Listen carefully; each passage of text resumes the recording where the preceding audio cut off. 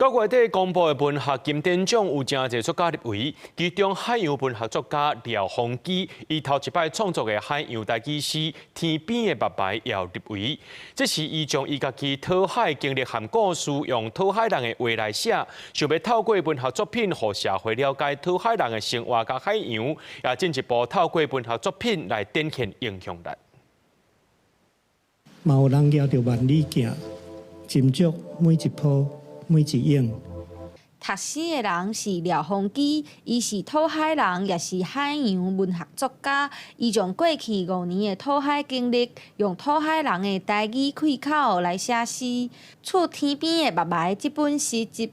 伊讲过去因为无爱读册，所以走去讨海，后来才发现原来讨海的生活真趣味、真特别，所以才决定家伊写落来。第一线伫海顶的劳动者，因讲的话实在真趣味啦，哈，啊嘛真侪真有这个哲理啦，哈，我感觉这真水的话啊，真少听到伫咱的社会真少听到因的声音哈，所以我就想讲用因的话用台语来做表达。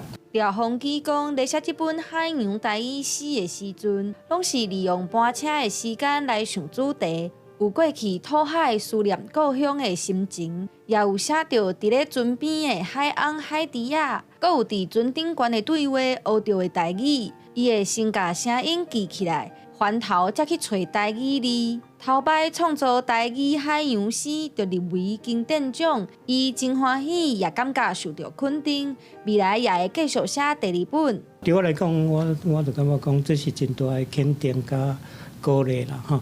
啊，肯定就是讲，台语咱这个社会是当接受的哈。鼓励部分就是讲，更较大野心嘛。作家廖鸿基的文学作品，除了受到文学奖的肯定，未来也会当伫各种的台语课本内底看到，书作教材。